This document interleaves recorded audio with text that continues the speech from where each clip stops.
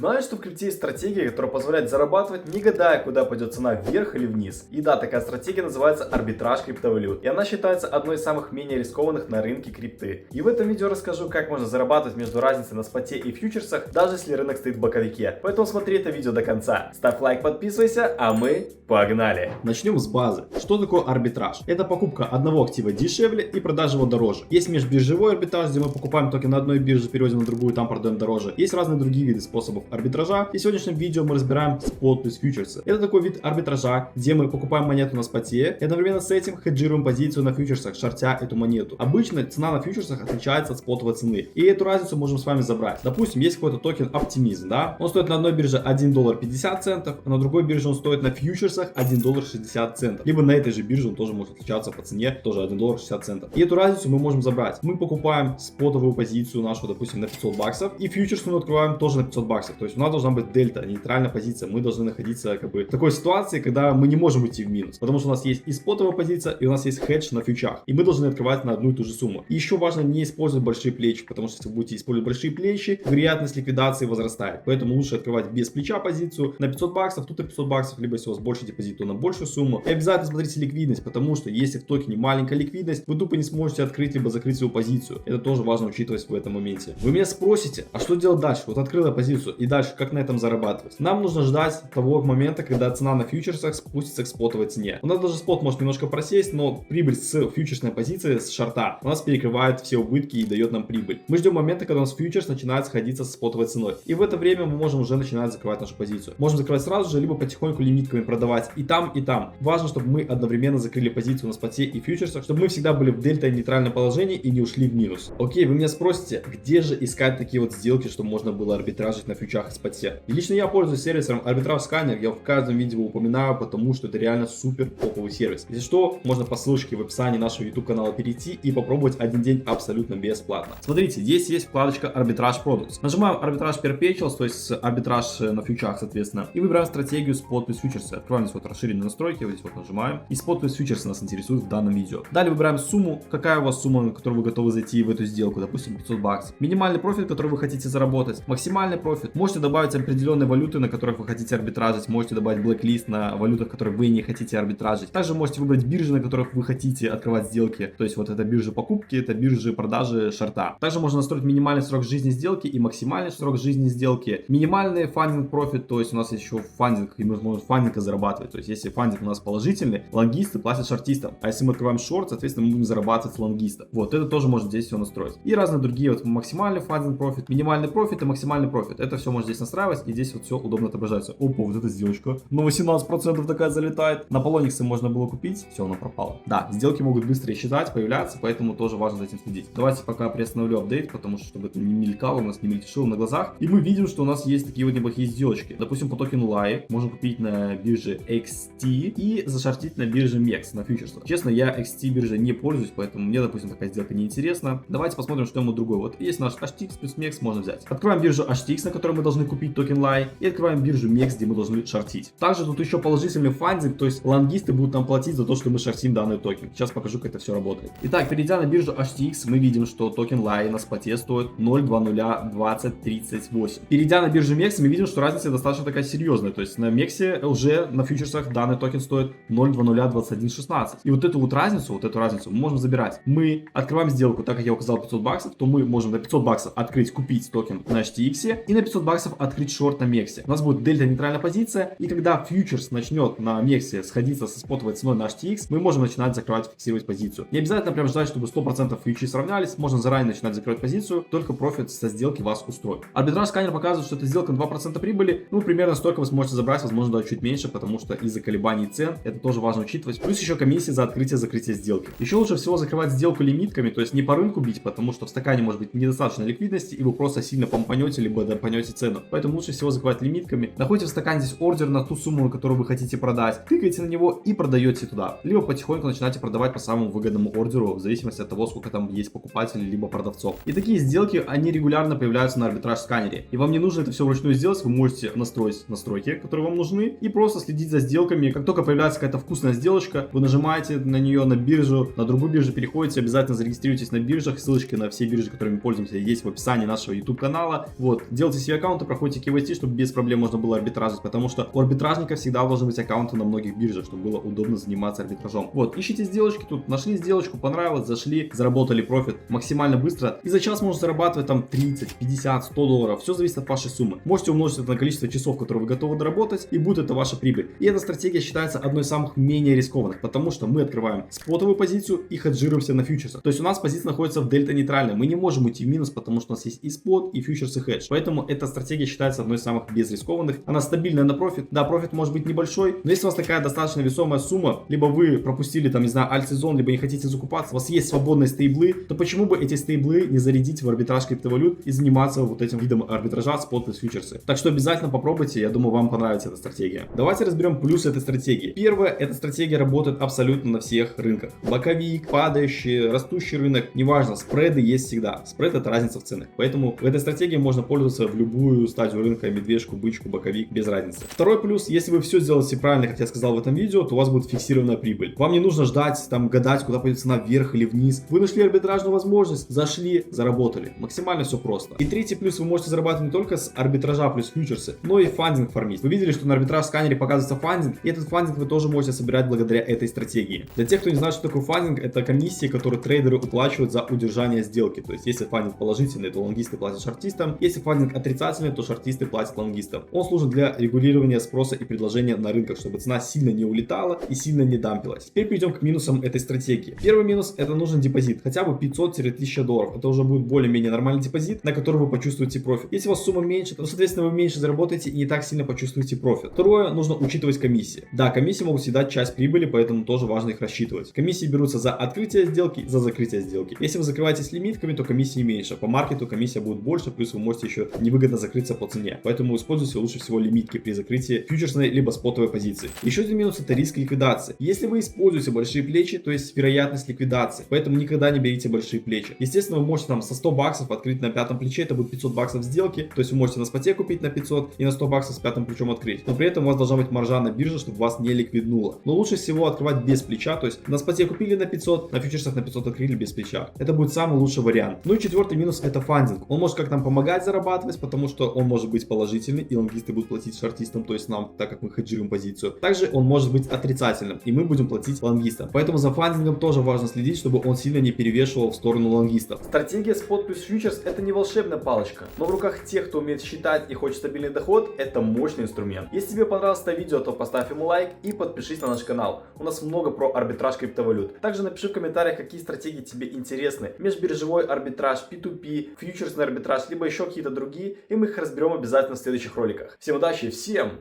пока!